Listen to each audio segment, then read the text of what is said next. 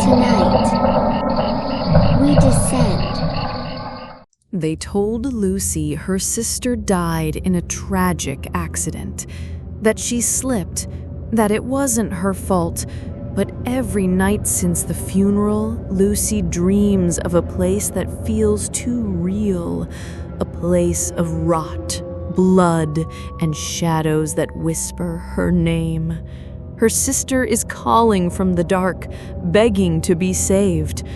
But the deeper Lucy searches, the more she begins to wonder if she's the one who needs saving. The rain hadn't stopped since the night her sister died. Lucy stood beneath the sagging awning of the funeral home, her black umbrella trembling in her hands as the slow, bone-soaking drizzle misted down around the gathered mourners. No one spoke, no one cried. The silence was heavier than the clouds, pressing in on her ribs like cold fingers. Her sister, Mia, had always hated the rain. Lucy had found her that night, in the bathtub, still and pale, the water long gone cold. They said it was an accident, that she slipped, that grief could twist memories into knots. Lucy nodded, accepted the condolences, wore the black dress. But she couldn't remember. The hours before she found Mia were blank, hollowed out like rotted wood. She tried not to think about that. They lowered the coffin slowly, creaking ropes straining as the polished mahogany box descended into the dirt. Lucy's breath hitched when it disappeared from view, like watching the last part of her childhood being buried. Everyone else dispersed quickly after that. No one lingered in cemeteries anymore. That night, Lucy dreamed. She stood at the foot of her sister's grave, bare feet sinking into the mud. The tombstone was wrong. Instead of Mia's name, it was her own. Moss crept over the letters. Something breathed behind her, slow and wet, like lungs filled with sludge. Lucy, help me. Please, I can't get out. It's so dark. She turned, but the graveyard was gone. In its place stretched a hallway, long and narrow, lit only by a red emergency light that pulsed like a heartbeat. The walls breathed. The air smelled like old teeth and burnt hair. She ran. Her feet slapped against cold concrete. Shadows peeled off the walls, some with mouths, some with eyes, all whispering in Mia's voice. Find me, Lucy. You promised. You said you'd never leave me. Lucy woke up screaming. The sheets were twisted around her body like bindings. Her room was freezing. The air reeked of mildew. She looked to the corner, and for one impossible second, she swore Mia was there, standing barefoot, dripping wet, her eyes too wide. But the corner was empty. Lucy didn't sleep the rest of the night. By morning, the memory of the dream was already fraying, but one thing stayed with her. Mia had asked for help. She wasn't at peace. Lucy told herself it was just grief, just stress. But that night, it happened again. And the night after that. Each dream dragged her deeper, into worse places. They weren't dreams anymore. They felt too real. And every time she heard Mia's voice, it sounded more desperate. It's not a dream, Lucy. It's where I am. You have to come. You have to remember. But remember what? Lucy didn't know. She only knew one thing for sure. She would do anything for her sister, even if it meant walking into the dark. Lucy stopped talking about the dreams after the fourth night. When her therapist asked how she was sleeping, she lied. When her friends texted, she didn't answer. There were no words big enough to hold what she was seeing. And besides, she was starting to believe this was something she had to face alone. She kept a journal. She didn't remember writing in it, not always, but every morning there were new pages. Rambling thoughts, scrawled drawings, distorted faces. One sketch repeated over and over, a door made of bone, half open. Each night, she went back. She stopped calling it a dream. The dark place changed shape each time. Once it was a forest of dead trees, branches reaching like fingers, the ground carpeted in teeth. Another time it was an endless school hallway, lights flickering above, lockers groaning open and shut on their own. There were classrooms too, but wrong. Desks melted into the floors, chalkboards scrawled with phrases like, "You know what you did," and "Help is a lie." Always, Mia was just out of reach. Lucy, I'm here. Don't stop. You're so close. She saw her sister's shadow behind locked doors, heard her sobbing through vents. Once, she nearly caught her, a figure running down a hallway, long, wet hair trailing behind. Lucy chased her, calling her name, until she hit a mirror and stopped cold. The girl staring back wasn't Mia. It was Lucy. Except not. Her skin was gray. Her eyes were all pupil, wide and leaking. Her mouth hung slightly open like she was trying to scream without sound. Behind her, the hallway burned. Then the mirror cracked. She woke up gasping. Her fingers were bleeding from where she'd clawed at her sheets. Her room smelled of ash, and on the wall, written in what she prayed was marker, were the words, "Why did you do it?" She scrubbed the wall clean and threw the sheets away. The journal went in the trash too, but it was back the next morning, sitting neatly on her desk. She opened it. There was only one page. A crude drawing of Mia in the bathtub, eyes open, lips blue, and Lucy standing in the doorway. She dropped it and ran to the bathroom, vomiting until her throat was raw. Her mind screamed it was just guilt, just trauma. But deep down, she knew. She hadn't forgotten what happened. She had buried it.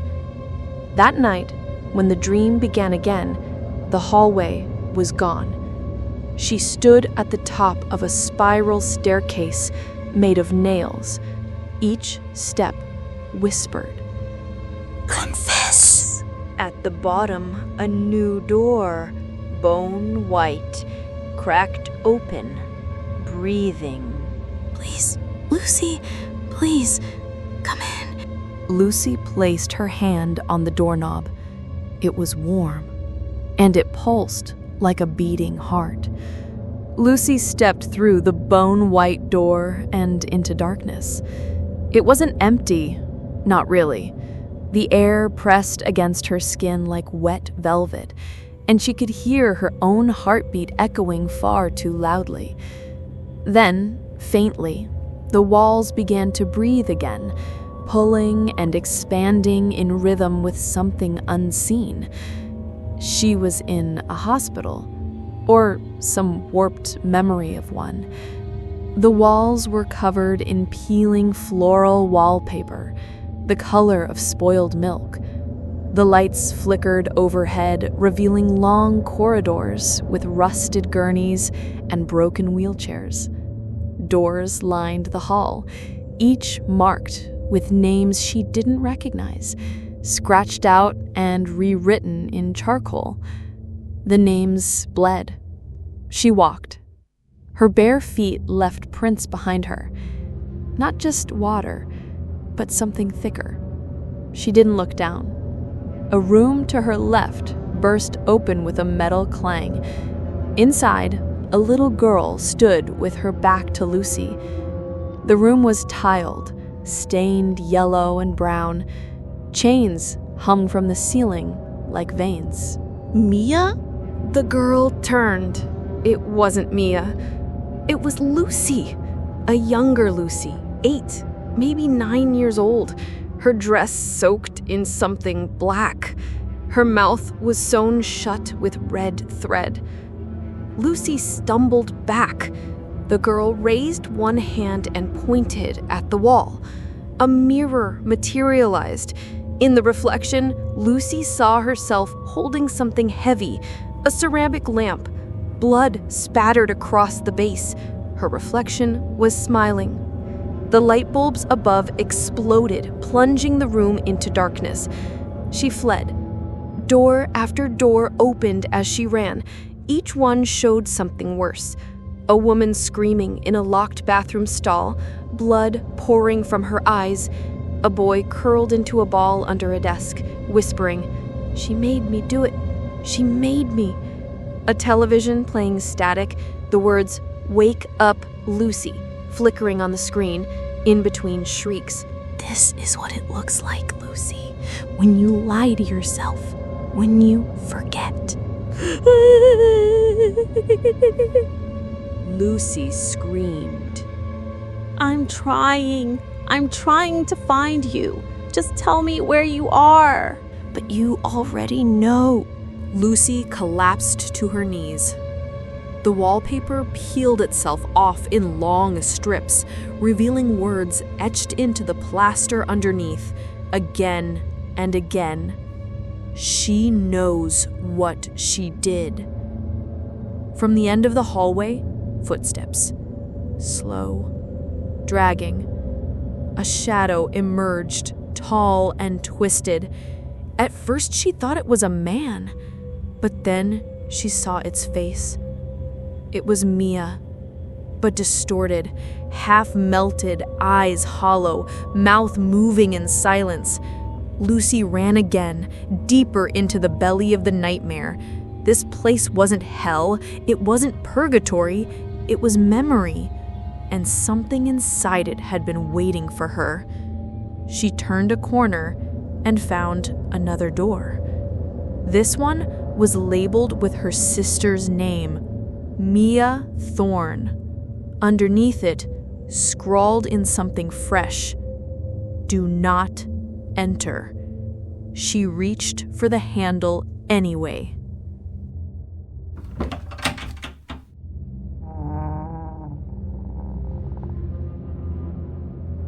The handle burned cold beneath Lucy's hand. Her fingers trembled, not from fear, but recognition. She had touched this door before. Not here, not like this, but in another life, the real one, the one she refused to see. She opened it. Inside was Mia's bedroom, except it was all wrong. The air was thick with the scent of iron and lilies.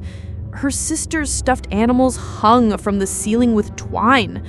The dresser drawers were pulled out and turned upside down. A pool of water spread from the center of the room, rippling slowly. At the center of that water, Mia sat.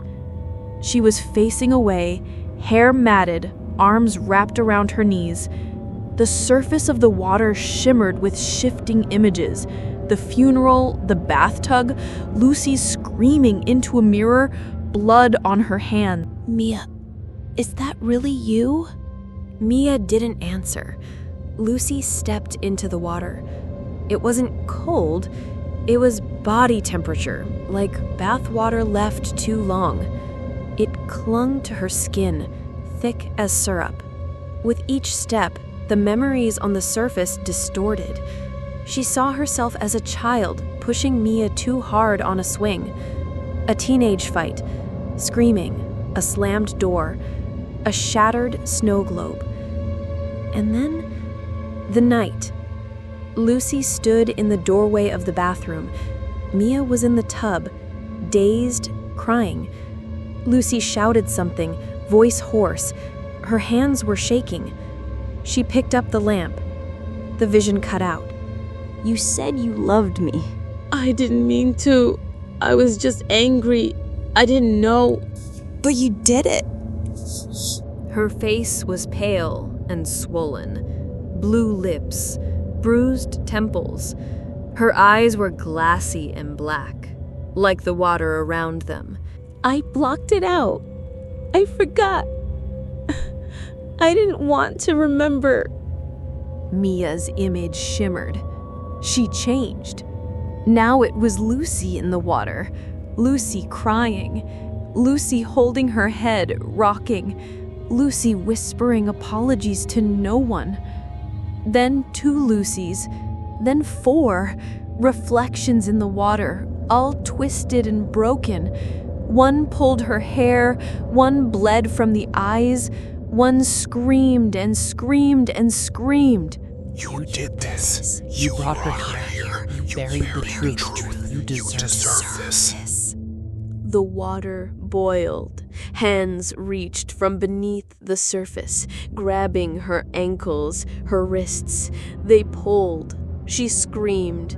The room tilted. The ceiling vanished into a gaping sky, swirling black and red like a bleeding storm. You promised you'd protect me. You promised you'd never hurt me. I know. Please. Let me fix it. But Mia was gone again. All that remained in the center of the water was a mirror. Lucy crawled to it, trembling. Inside, she saw herself, alone, holding Mia beneath the surface, smiling. Then the mirror cracked, and the world fell away into blackness. Lucy floated in the dark, no up, no down, just weightlessness and silence, until the whispers returned. You know the truth now. Say it. Say what you did. She opened her mouth, but the words wouldn't come. Her throat burned. Her lungs ached. Was she even breathing? She fell. Through colorless space, through screaming shadows, through herself, until she hit the ground. A single spotlight flickered on. She stood in her childhood home's living room, but it was wrong again, all too clean, too quiet. Picture frames faced the wall. The television was static, and on the couch sat Mia. Not dead, not ghostly, not twisted or black-eyed, just Mia, in her favorite hoodie, legs pulled to her chest, eyes red from crying. Sit with me. Lucy did, slowly, cautiously, like approaching a memory you aren't sure you deserve. I know what happened. Then you know I never meant to. But you did. Lucy shut her eyes. The room spun. Blood bloomed in the carpet. The couch sagged like soaked paper. You killed me. I didn't want to remember. You built this place so you wouldn't have to. The house cracked around them. Wallpaper curled and burned. The floor groaned. Fire bled through the walls like ink. You said you'd do anything for me. So do this one thing. Let me go. Lucy turned to her. Tears streamed down her cheeks. Her hands trembled. I don't want to be alone. You already are. Mia reached out, touched Lucy's face, and then faded. The room collapsed in silence. Light drained away, everything unraveled, and Lucy was back in the bathtub, alone. Water cold around her, her wrists marked with scars she hadn't remembered making. The door to the bathroom creaked open. The hallway light buzzed. No one entered, because no one was left. Lucy stared at her reflection in the faucet. She smiled, but it wasn't relief. It was recognition. I remember now. The house made no sound. Only the water dripping from her fingers, and the whisper of a voice she could never be sure was hers, or Mia's, or something else entirely. Good girl. Outside, the rain finally stopped, but the silence that followed was worse.